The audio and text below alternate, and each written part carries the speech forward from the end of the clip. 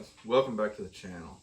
And over the last couple of weeks we've gotten several questions and inquiries about the products that we're using and how we kind of have our stuff set up. So I thought, well, instead of trying to answer each individual question, I'll just make a video kind of explaining everything.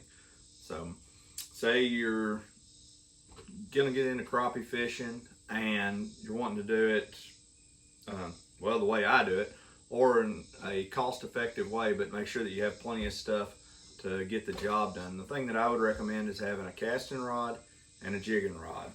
And there's a lot of different options out there, but I think to just stay very simple in a general sense, go with a 7-foot casting rod. Lew's and Wally Marshall, they offer several.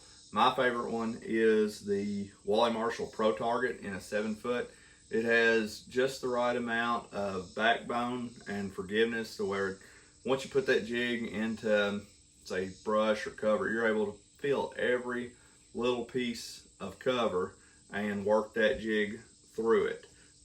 I've got mine paired with the Lew's Team Custom Pro, but several different reels. I suggest getting a good reel.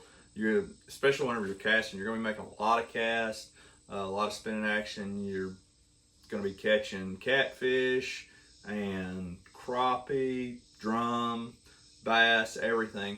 You want to make sure you have a good high-end rod to be able to, if you're going to be fishing a lot. I mean, if you're only going to go 3 times a year, there's plenty of options out there. But if you're like me and you like getting on the water, 3, 4, 5 times a week, you definitely want to make sure you have good products. When I'm getting this particular rod here set up, I'm going with the Strike King Tour Grade Premium Streak braided line. I've tried several different lines. The reason why I go with braid is simply because with these fish, it's such a finicky bite. I want to be able to feel the bite. Also, like I said, if you're having to fish cover, brush piles, treetops, things like that, you need to be able to distinguish between what's a bite and what is the cover. And I know a lot of you watching the videos like, well, you got live scope, you shouldn't have to distinguish. Live scope is a great tool, but it can only take you so far. At the end of the day, it's still fishing. So having great line, which is what has you connected with the fish, is very important. And like I said, I've tried a lot of different lines. I'm definitely sold on braid. You've seen I've got it on everything. It even shows up on the live scope from time to time. But this one here is by far the best one that I have used, and it is the Tour Grade. I use 10 pound on my casting rods, and then what I'll do is, and I've got it short leader here where I've been cutting off, but a lot of times I like to tie about a 6-foot leader, and I'm going to use fluorocarbon whenever I do that. And the fluorocarbon I use,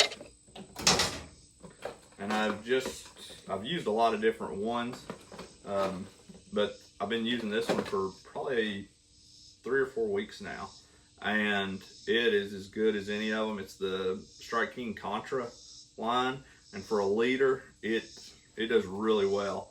It comes in this little spool, so it fits in this tackle box really well, and I can just peel it off of there. I've even used the 12-pound line on my bait casting rod for like bass fishing, and I've used it with something comparable to the higher end lines. Not enough difference to pay for the price. So this is a really good line, especially for tying leaders, which, as you see all the videos, I always tie a leader. But I'm using, like with this setup here, I've got 10-pound braid, and I like to always go 2 pounds lighter than what my braid is. So if I'm using 10-pound braid on my leader, I like to use an 8-pound leader, because inevitably you are going to get hung. If you break, you want to break at the jig. You don't want to break the leader because you don't want to have to tie another leader on. So I go with an 8-pound leader, and it works really well. The setup on this rod, like I said, and this is a bobber stopper. The only reason why it's on there is to stop bobber. We were using slip bobbers the other day, and normally this would not be on there.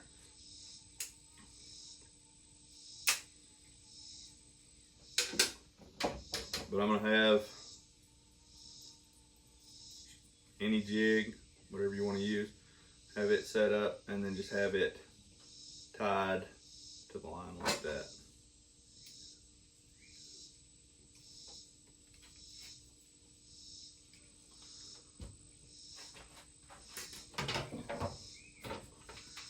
The other thing I'd recommend is a jigging rod, and I'm using the Wally Marshall Pro Target 10-foot medium light. You can fill everything with this rod. It's a great rod. As you can see, it balances out extremely well. But I really like the mid-seat rods, and mostly because, kind of like this one here, mostly because that's what I was used to. They didn't offer this one in a mid-seat. If you're not comfortable using the rear seat, you can, I bought it and adapted well to it. Now I actually prefer the real seat as to a mid, but if you're like me and you'd never use one of these, might be apprehensive about getting the real seat. They plenty of models out there that have the mid, but I would go with the 10-foot. I've been messing around with some 11-foot, some 12-foots, and really it seems like for just vertical jigging, this 10-foot is the way to go. It just seems like it balances out better, and you can detect just the slightest bite. But the way that I have the jigging rod set up is, of course, I'm using a spinning reel.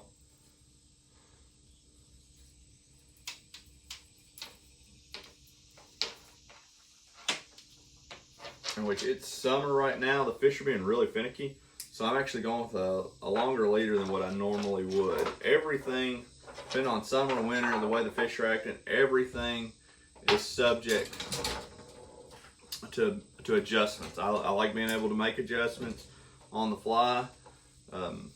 With this setup here, and with my 10-footers that are on a medium light, most of the time I will still run the 10-pound braid. If I'm doing guide trips or some of my poles that I have set up for guide trips and instructional, I'll go ahead and up to a 15, and I'll use a 15-pound braid with a 12-pound fluorocarbon leader. And the reason why that is you're able to just, if something gets stuck, you're able to pull it out. The one thing is sometimes with the heavier fluorocarbon, if the fish are finicky, it might turn them off to it, but that's just something you'll have to see as you're fishing. But for this setup here, on normal me going fishing, I'm gonna run a 10-pound braid on a 10-foot medium light. I'm gonna run a 10-pound braid with an 8-pound fluorocarbon leader. And the way that I set these up, this is for vertical jigging. This isn't for casting, but for vertical jigging, I like to run the braid to a swivel, just like this. And I think this is a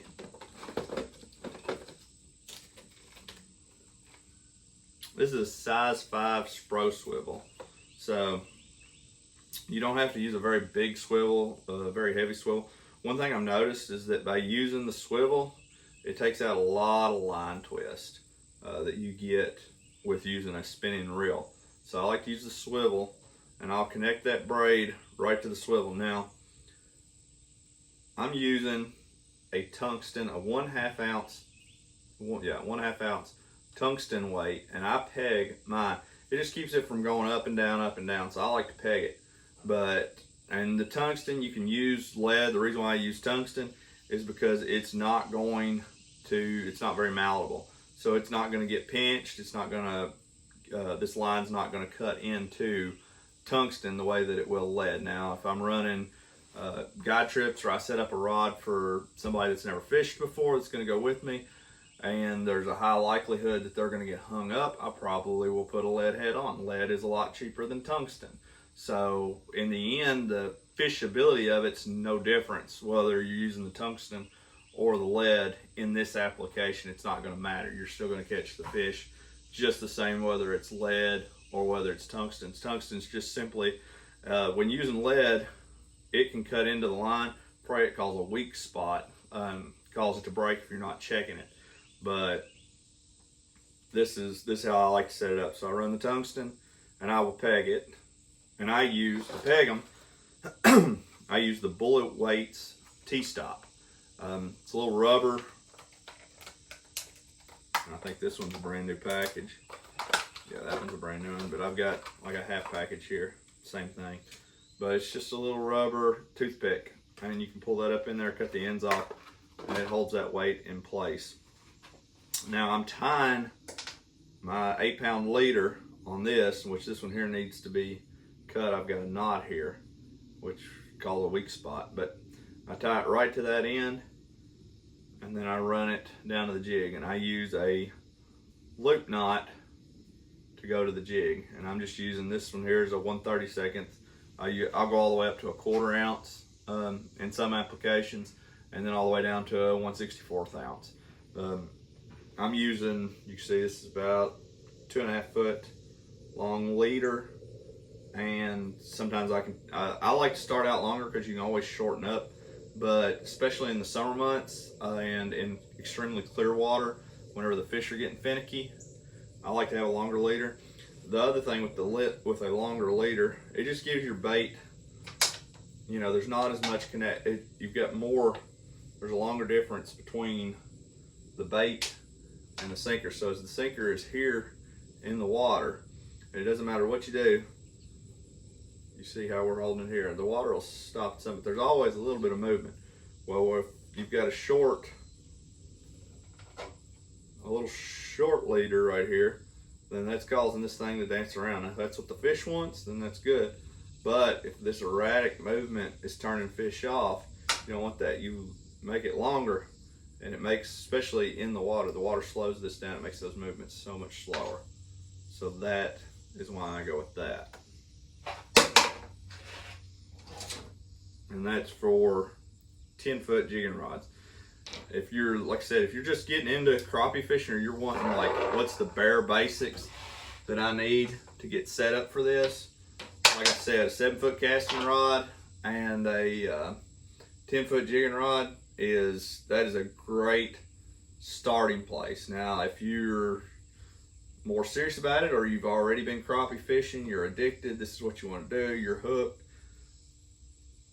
I got that twisted up. I can fix it later.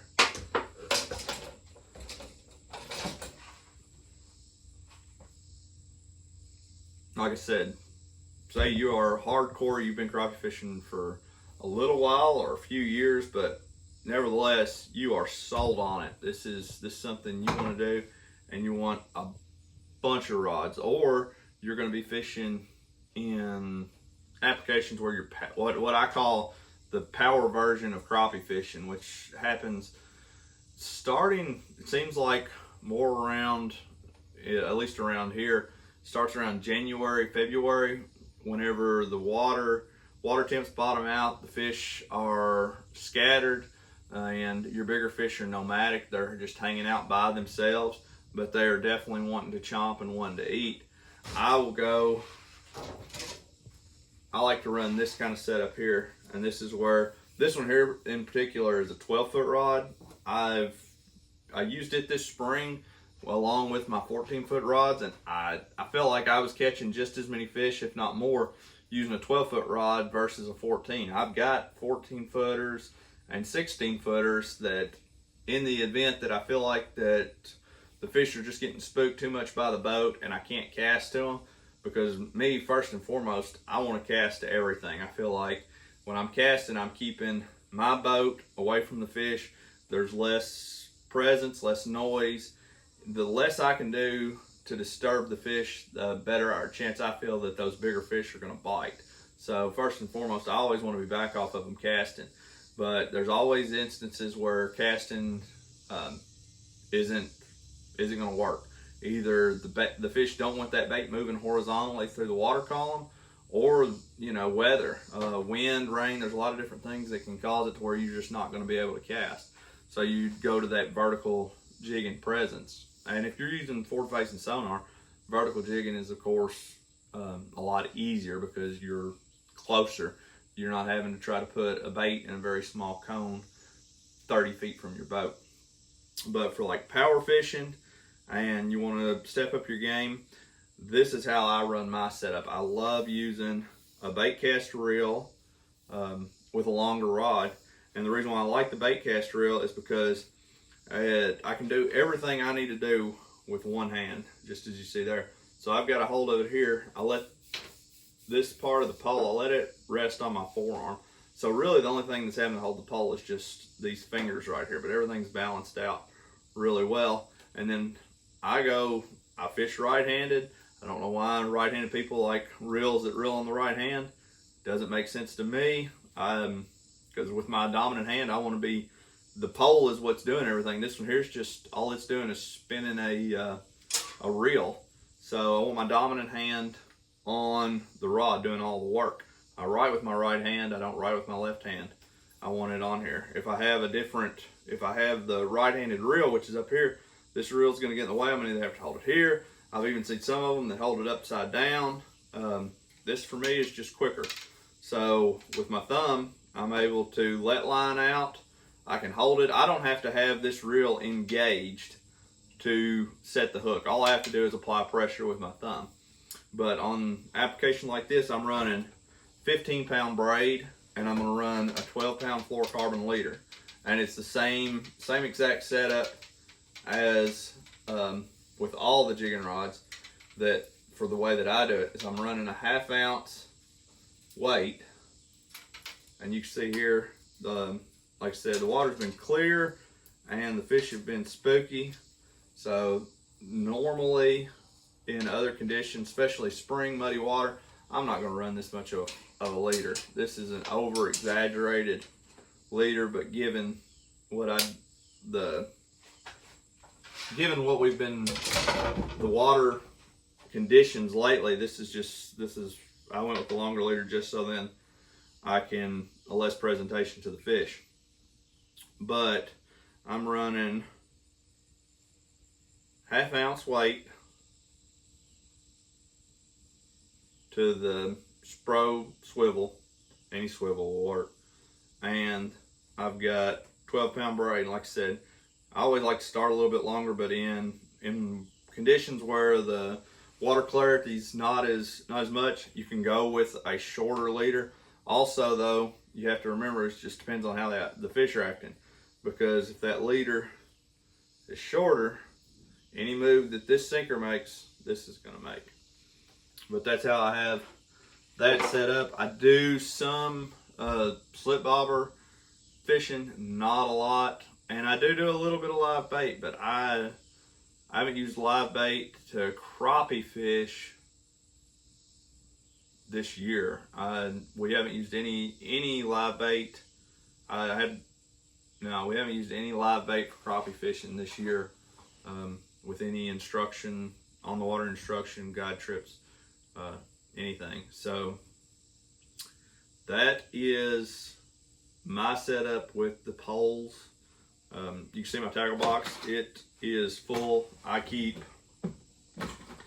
these are Flambeau. Yeah, they're Flambeau. And I forget what the series is on them.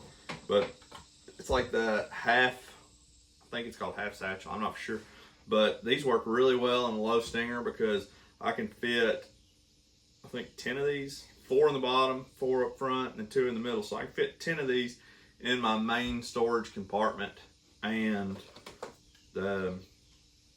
like this one here is just dedicated straight to terminal tackle, and that is the line, hooks, sinkers, everything, and then just a ton of jig heads. So hope this gives you a little bit more, it explains a little bit more of how I'm running everything. And like I said, if you're just now getting into it, if you're just like, well, just what are 2 rods? I would definitely get, a 7-foot casting rod and then a 10-foot vertical jigging rod, and then build off of that. I feel like those are your 2 most versatile pieces of equipment when crappie fishing.